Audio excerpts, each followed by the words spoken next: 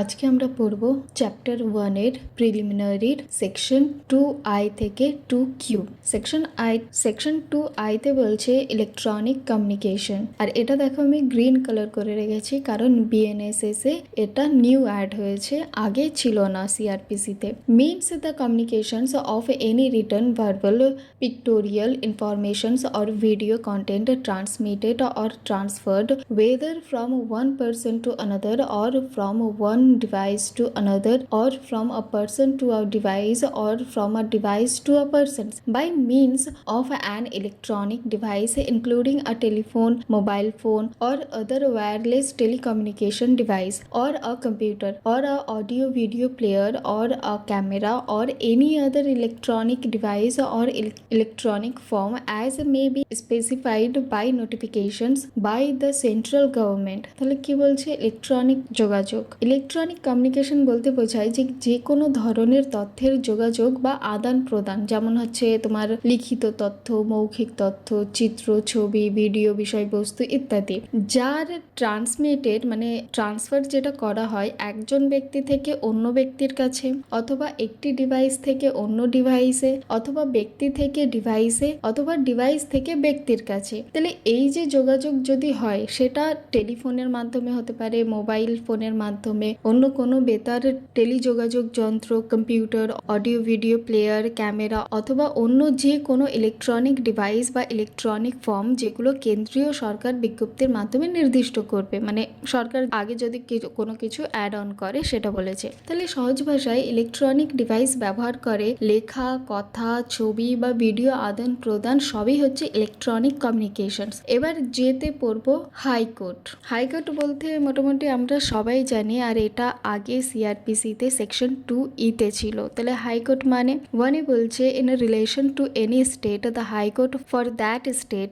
টুতে বলছে in relation to a union territory to which the jurisdictions of the high court for a state has been extended by law that high court. তিনে বলছে in relation to any other union territory the highest court of criminal appeal for that territory other than the supreme court of India. তাহলে কি? High court মানে উচ্চ আদালত। এই সংহিতার ক্ষেত্রে high court বলতে বোঝানো হচ্ছে যে কোনো রাজ্যের ক্ষেত্রে in relation of a state, সেই রাজ্যের জন্য নির্ধারিত উচ্চ আদালত অর্থাৎ সংশ্লিষ্ট স্টেট হাইকোর্ট। উদাহরণ, পশ্চিমবঙ্গে হচ্ছে তোমার কলকাতা হাইকোর্ট, মহারাষ্ট্রতে হচ্ছে তোমার বম্বে হাইকোর্ট। দুয়ে বলছে এমন কোনো কেন্দ্রীয় শাসিত অঞ্চলের ক্ষেত্রে ইউনিয়ন টেরিটরি যেগুলো হয় সেখানে আইনের দ্বারা কোনো জের হাইকোর্টের অধিকার ক্ষেত্রে মানে জুরিসডিকশনে প্রসারিত করা হচ্ছে, সেখানে সেই রাজ্যের হাইকোর্ট বলা হবে। উদাহরণ, আন্দামান এবং নিকোবরের দ্বীপপুঞ্জে কলকাতা হাইকোর্ট ধরা হয়, দাদরা ও নগর হাভেলি এবং দামন ও দিউ এইগুলোতে বম্বে হাইকোর্ট ধরা হয়। তিনে বলছে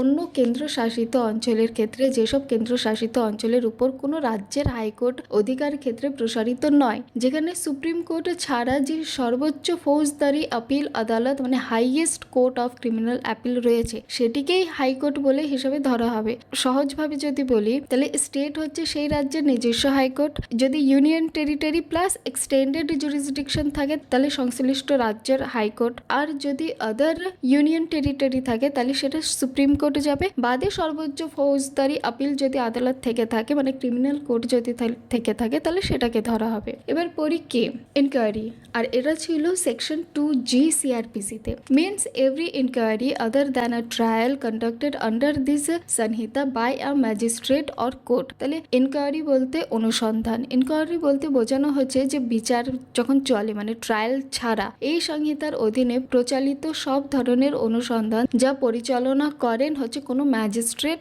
অথবা কোনো আদালত। তাহলে সহজ ভাষায় বলতে ইনকোয়ারি মানে হচ্ছে ট্রায়াল। যখন ট্রায়াল চলে মানে ধরো কোনো কেসে ট্রায়াল চলছে, এবার সেই ট্রায়ালে দেখা যাচ্ছে যে A B কে খুন করেছে, এবার কোর্ট যে ম্যাজিস্ট্রেট সে ম্যাজিস্ট্রেট কি বলবে যে ঠিক আছে তাহলে পুলিশদেরকে বলবে যে এর উপরে ইনকোয়ারি বসাও, মানে ওটা যাচাই করা যে আদেও A কি B কে খুন করেছে। তাহলে এটা হচ্ছে ইনকোয়ারি। তাহলে বিচার শুরু হওয়ার আগে পর্যায়ে ম্যাজিস্ট্রেট বা আদালত কর্তৃপক্ষ কর্তৃপক্ষের অনুসন্ধান বোঝানো হচ্ছে। নেক্সট হচ্ছে ইনভেস্টিগেশন। এবার ইনভেস্টিগেশন কি হচ্ছে, ইনভেস্টিগেশন পুলিশ করছে, ঠিক আছে, মানে এটা ট্রায়াল চলার আগে ইনভেস্টিগেশন হয়, পুলিশ আগেই যে চার্জশিট বানায় তখন ওটা ইনভেস্টিগেশন করে বানায়, ঠিক আছে। এবার কেস যখন চলে যায় ম্যাজিস্ট্রেটের কাছে আর যখন কেসের ট্রায়াল চলে তখন হয় ইনকোয়ারি। এবার ইনভেস্টিগেশন হচ্ছে সেকশন 2H ছিল CrPC-তে, includes all the proceedings under the Sanhita for the collections of evidence conducted by a police officer or by any persons other than a magistrate who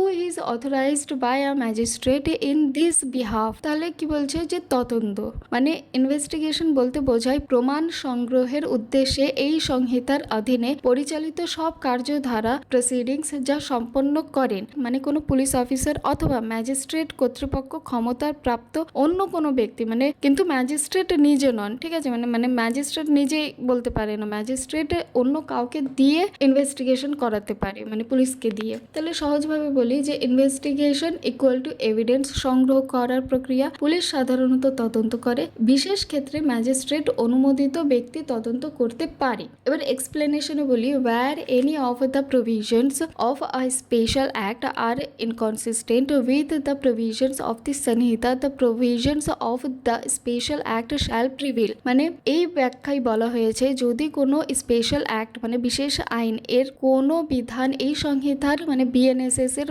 বিধানের সঙ্গে বিরোধপূর্ণ মানে ইনকনসিস্টেন্ট হয়, মানে যদি না মেলে তাহলে বিশেষ আইনের বিধানই প্রাধান্য পাবে, মানে BNSS এর বিধান সেই ক্ষেত্রে প্রযোজ্য হবে না। মানে ধরো অন্য কোনো ক্রাইমে দেখা যাচ্ছে যে কোনো একটা স্পেশাল অ্যাক্ট বেশিভাবে কার্যকর সেখানে, ঠিক আছে, তাহলে সেই ক্ষেত্রে কিন্তু যে এই স্পেশাল অ্যাক্টটা থাকবে সেটাকে ইউজ করা হবে, নাকি BNSS এর নিয়ম অনুযায়ী কাজ করা হবে। এবার পড়ি এম, জুডিশিয়াল প্রসিডিংস, আর এটা ছিল সেকশন 2I তে CrPC-তে, includes any proceedings in the course of which evidence is or may be legally taken on oath. তাহলে জুডিশিয়ালি প্রসিডিংস বলতে কি বলছে যে এমন যে কোনো কার্যধারা যেখানে প্রসিডিংস চলছে যার চলাকালীন মানে প্রমাণ মানে এভিডেন্স দেওয়া হয় এবং শপথের অধীন মানে বলে না যে অন ওথ আইনসম্মতভাবে গ্রহণ করা হয় অথবা গ্রহণ করা যেতে পারে। মানে সহজভাবে বলি যে যেখানে সাক্ষ্য বা প্রমাণ দেওয়া হয়, শপথে নিয়ে দেওয়া হয় বা দেওয়া সম্ভব না, সেটি বিচারিক কার্যধারা। মানে জুডিশিয়াল প্রসিডিংস যখন চলে মানে যখন কোর্টে কেস চলছে, সেই কেস চলার যে পুরো টাইমটা সেই টাইমকে বলছে জুডিশিয়াল প্রসিডিংস। মানে স্টেপ বাই স্টেপ যখন কোর্টের মধ্যে কেস চলছে, এবার ওই টাইমে অনেক সময় কি হয় যে এভিডেন্সও দিতে হয় কোনো কোনো কেসে, আবার অন ওথও নিতে হয়, মানে ওই যে কাঠঘরে দাঁড়িয়ে লোকেরা বলে না যে আমি যা বলিব সত্য বলিব, সত্য ছাড়া মিথ্যা বলিব না, সেটা, ঠিক আছে। তো এই সবগুলো কিন্তু জুডিশিয়াল প্রসিডিংস এর পার্ট ধরা হয়। নেক্সট পড়বো লোকাল জুরিসডিকশন, সেকশন 2J CrPC-তে ছিল। In relation to a court or magistrate means the local area within which the court or magistrate May exercise all or any of its or his powers under this Sanhita, and such local area may comprise the whole of the state or any part of the state as the state government may by notifications specify। তাহলে local jurisdiction বলতে স্থানীয় বিচারিক ক্ষমতা। এবার দেখো যেরকম সহজভাবে যদি বলি তাহলে আমাদের কি হয়, গ্রাম হয়, গ্রামের একটা জুরিসডিকশন হয়, ফের কয়েকটা গ্রাম মিলে আমাদের অঞ্চল হয়, তাহলে অঞ্চলের একটা জুরিসডিকশন হয়ে যাচ্ছে, ফের কয়েকটা অঞ্চল মিলে ফের একটা মহকুমা হয়, তাহলে একটা মহকুমার একটা জুরিসডিকশন চলে আসছে। তো এইগুলো ওইভাবেই ধরা হয় মানে লোকাল জুরিসডিকশন। তাহলে লোকাল জুরিসডিকশন বলতে বোঝায় যে কোনো আদালত বা ম্যাজিস্ট্রেট এই সংহিতার অধীনে যেই স্থানীয় এলাকার মধ্যে তার সমস্ত বা আংশিক ক্ষমতা মানে পাওয়ার প্রয়োগ করতে পারেন, এরকম এই স্থানীয় এলাকা হতে পারে তাহলে সম্পূর্ণ রাজ্য অথবা রাজ্যের কোনো নির্দিষ্ট অংশ যা রাজ্য সরকার বিজ্ঞপ্তির মাধ্যমে নির্দিষ্ট করবে। তাহলে সহজভাবে যদি বলি তাহলে আদালত বা ম্যাজিস্ট্রেট কোনো এলাকায় তার ক্ষমতা প্রয়োগ করতে পারবেন, তাই হচ্ছে লোকাল জুরিসডিকশন। নেক্সট হচ্ছে নন কগনিজেবল অফেন্স, সেকশন 2L ছিল CrPC-তে, means an offence for which and non cognizable case means a case in which a police officer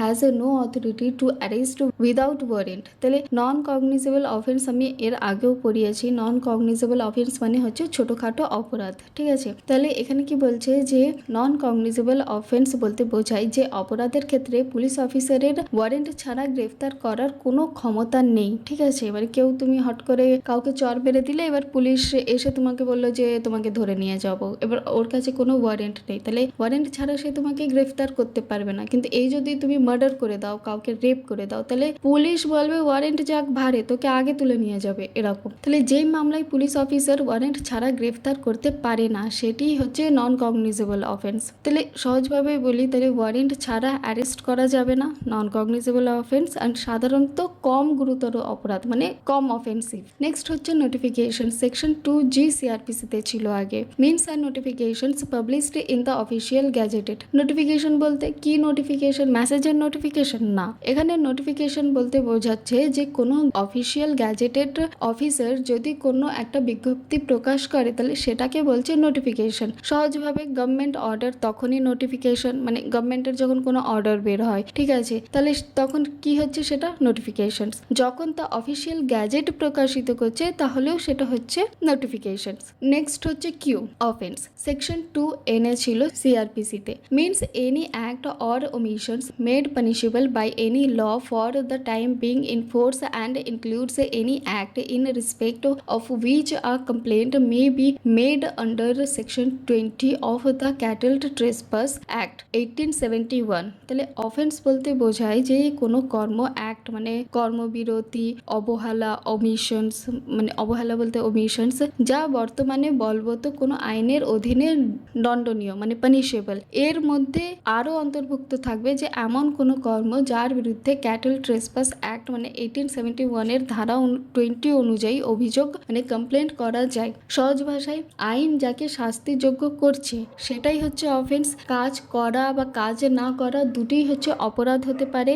গবাদি পশু অনধিকার প্রবেশ সংক্রান্ত অভিযোগও কিন্তু এর মধ্যে অন্তর্ভুক্ত হবে, মানে ইনক্লুডিং হবে। তোমরা অনেকে হয়তো অফেন্স মানে বুঝতে পারোনি, আবার বলছি অফেন্স কি। অফেন্স মানে হচ্ছে সেই অন্যায় যেই অন্যায়ের জন্য আমাকে হয়তো জেলও খাটতে হতে পারে, আর শুধু জেলও নয়, হয়তো আমাকে কি বলে জরিমানা দিতে হতে পারে, বা আমাকে যে কোনো রকম আমাকে সাজা হতে পারে, বা আমাকে পুলিশ তুলে নিয়ে যেতে পারে। তাহলে সেই সব অন্যায় যাকে আমরা অফেন্স বলে থাকি। এবার এখানে অফেন্সে বলেছে যে কোনো কিছু কাজ করা বা কোনো কিছু কাজ না করা। এবার তোমরা বলবে যে কোনো কিছু কাজ করা মানে কিছু কারোর আমি ছুরি ভুকে দিলাম, বা কারোর পার্স নিয়ে পালিয়ে গেলাম, বা কাউকে মার্ডার করে দিলাম, তাহলে এইগুলো কি? এগুলো হচ্ছে কাজ করা। আমি কিছু অন্যায় করছি, আমি কোনো ক্রাইম করছি, তাহলে এটা হচ্ছে অফেন্স। তাহলে কিছু কাজ না করা মানে কোনো কর্ম না করা, এটা কি করে অফেন্স হয়? এটাও অফেন্স হয়। ধরো তোমার বউ আছে আর তুমি বিয়ে করার পরে তোমার বউকে খেতে দিচ্ছ না, তাহলে এটা কি হচ্ছে? এটা হচ্ছে তুমি তোমার দায়িত্বটা পালন করছো না। এবার তোমার বউ ডিভোর্স ফাইল করে দিল আর বললো এ আমাকে খেতে দেয় না, তাহলে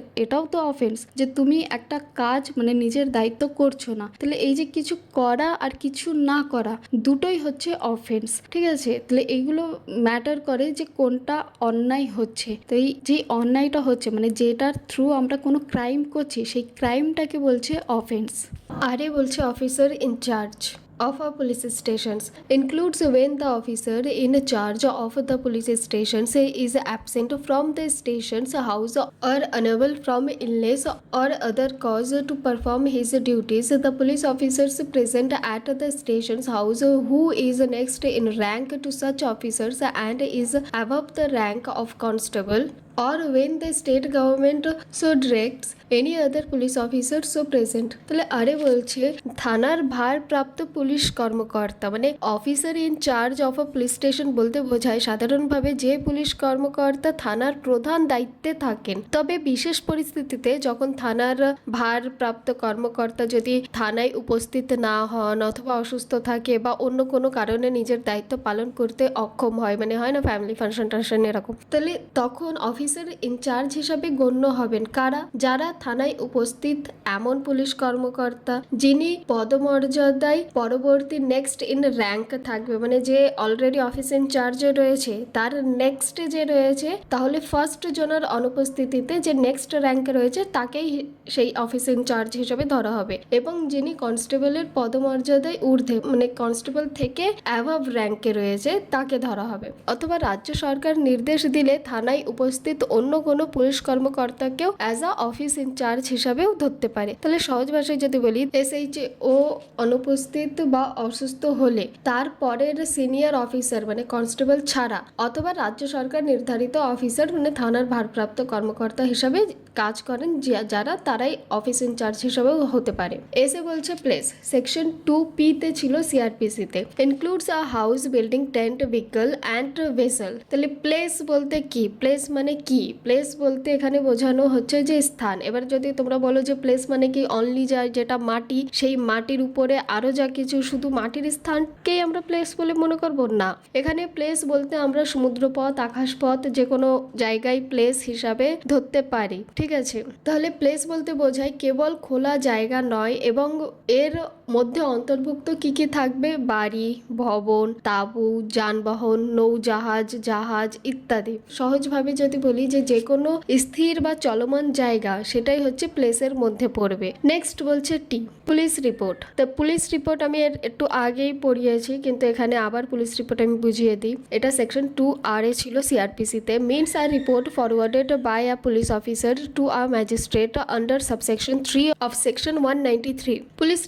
পুলিশ রিপোর্ট বলতে বোঝায় যে রিপোর্টটি পুলিশ অফিসার কর্তৃক ধারা 193 সাবসেকশন 3 অধীনে ম্যাজিস্ট্রেটের কাছে প্রেরণ করা হয়, সেটাই হচ্ছে পুলিশ রিপোর্ট। মানে পুলিশ অফিসার নিজের যে কাজগুলো করে, নিজের কাজ করে যে একটা ডকুমেন্টারি বানায়, সেই ডকুমেন্ট যখন একটা ম্যাজিস্ট্রেটের কাছে পাঠায়, সেটাই হচ্ছে পুলিশ রিপোর্ট।